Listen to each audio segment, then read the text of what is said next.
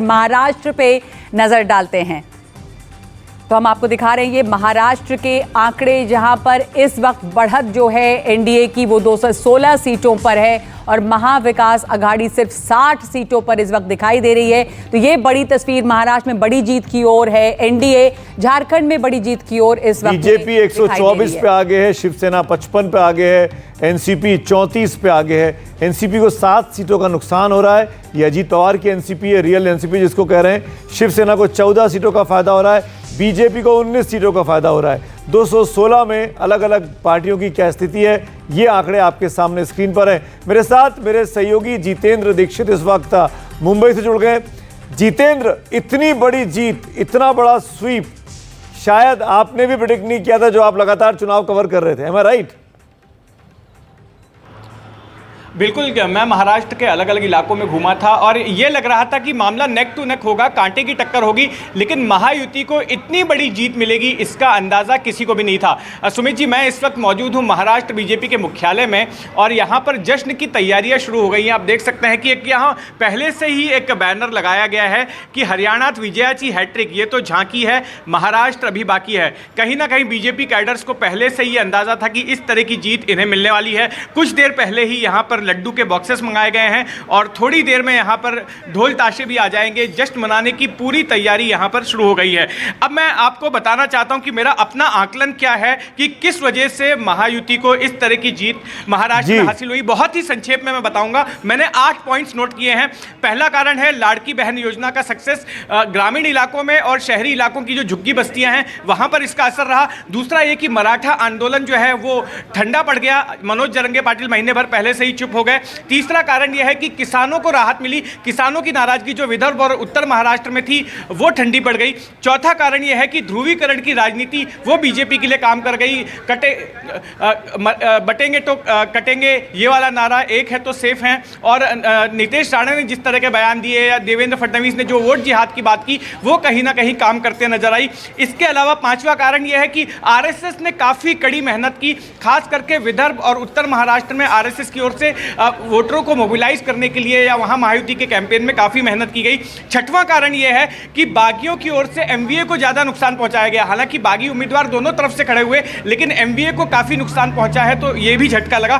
सातवां प्रमुख कारण यह है कि जो हमने लोकसभा चुनाव के वक्त में शरद पवार के प्रति सहानुभूति देखी थी, वैसी सहानुभूति की लहर इस विधानसभा चुनाव में नजर नहीं आई। और आखिरी कारण यह है कि बीजेपी के कैडर्स खुद ही बोलते हैं कि हमने जानबूझकर नरेंद्र मोदी और अमित शाह की रैलियां काफी कम रखी, काफी सीमित रखी और इस वजह से इसका भी फायदा उन्हें मिला। एक चीज और बताइए जितेंद्र, बड़ा अच्छा विश्लेषण किया आपने, बड़ा अच्छा विश्लेषण किया आपने, प्रिसाइज 8 पॉइंटर्स क्या रहे जीत के कारण। लेकिन पवार फैमिली में क्या चल रहा है? बारामती में अजीत पवार आगे चल रहे हैं, योगेंद्र पवार पीछे चल रहे थे, जो मेरे पास आखिरी जानकारी थी।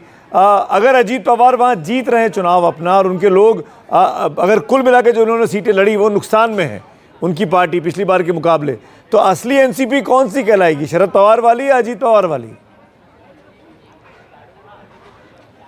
देखिए, बिल्कुल यही बात जो है शरद पवार की एनसीपी की ओर से कही जा रही थी कि भले ही पार्टी का आधिकारिक नाम और चुनाव चिन्ह अजीत पवार के पास चला गया हो, लेकिन ये जनता तय करने वाली है कि आखिर वो किसको असली एनसीपी मानती है। और अगर जब कुल आंकड़े आ जाते हैं, मुझे लगता है कि 1-1.5 घंटे में पूरी स्थिति स्पष्ट हो जाएगी। और अगर शरद पवार की एनसीपी बढ़त बनाती है, वो ज़्यादा सीटें हासिल करती है, तो यही कहा जाएगा कि जनता ने असली एनसीपी तो शरद पवार वाली पार्टी को ही माना है। तो देखना होगा अभी क्या होता है दोनों एनसीपी के बीच में। लेकिन शिवसेना के बीच में तो लड़ाई सेटल हो गई है जितेंद्र। ऐसा लग रहा है कि एकनाथ शिंदे ही असली शिवसेना है, जनता ने उन्हीं को माना है। हाँ बिल्कुल, देखिए ये माना जा रहा था कि उद्धव ठाकरे को जो है मुंबई में जो है बढ़त मिलेगी, मुंबई की सीटें जो है वो काफ़ी जीतेंगे, लेकिन मुझे लग रहा है कि मुंबई में भी उद्धव ठाकरे जो है झटका खा रहे हैं। अभी शुरुआती जो आंकड़े आए हैं वहाँ पर मुंबई की सीटों पर जो हमारा जो जमीर है, ये दोनों जब खतरे में पड़ जाए, हमारी संस्कृति, हमारी माँ बहनों की प्रतिष्ठा, इज्जत और यहाँ की जो ज़मीन, यहाँ के रोज़गार, ये जब खतरे में पड़ जाए तो वो मुद्दे नहीं होते, हमारे जीवन के सवाल हैं। और उन सवालों पर जनता जो है वो भाजपा के साथ है, क्योंकि मैं ये मानता हूँ कि कांग्रेस, आरजेडी और जेएमएम ये तीनों राजनीतिक शिकारी हैं उनको यहाँ के लोगों से कोई प्यार नहीं है। ये सिर्फ सत्ता के भूखे भेड़िए हैं। भाजपा ने बहुत सोच समझ करके बड़े सपनों के साथ झारखंड बनाया था और हम इसका उसी प्रकार से संवारने का काम नरेंद्र भाई मोदी के नेतृत्व में करेंगे। इलेक्शन कमीशन को लेटर भी लिखा गया है और कुछ निर्दलीय भूमिका क्या लगती है आपको कि हो सकती है? अगर निर्दलीय की भूमिका की जरूरत मुझे लगती नहीं है कि यहाँ पड़ेगी। इलेक्शन कमीशन को पुरानी बाइट लग रही है मुझे। जी बिल्कुल, क्योंकि अभी तस्वीर तो बहुत कुछ बदल गई है। जीत की उम्मीद जता रहे हैं, लेकिन झारखंड में इस वक्त तस्वीर बिल्कुल जो है वो अलग है। पर हम महाराष्ट्र की भी बात कर रहे थे और महाराष्ट्र में परिवारों की साख भी दांव पर है। नीरजा जी वहां से काफी ट्रैवल करके आई और हम पहले भी नीरजा जी से इस पर बात कर रहे थे कि कैसे लड़ाई ये भी है कि असली शिवसेना कौन, असली एनसीपी कौन, ये तमाम चीजें हैं। पर बारामती की अगर मैं बात करूं नीरजा जी, तो बहुत इंटरेस्टिंग ये है कि एक जूनियर भी वहां पर आ गए हैं, नए पवार और अजीत पवार तो हैं ही, तो वो लड़ाई भी एक देखने वाली है और बहुत बड़े बड़े लीडर्स इस दफा उनकी किस्मत दांव पे लगी हुई है। तो कहाँ बारामती में जब लोकसभा कैंपेन में मैं गई थी, वहाँ लोग ओपनली बोलते थे, 10 में से 7 बोलते थे कि इस बार पवार साहब, क्योंकि उनकी इज्जत का सवाल है, ताई को देंगे, पर असेंबली के इलेक्शन में दादा को देंगे, अजीत पवार को, क्योंकि काम तो उन्होंने बहुत किया है। तो वो उस समय का सेंटिमेंट मैं तो कई बार कह चुकी हूँ, इस बार अजीत पवार जीतने के चांसेस बहुत हैं।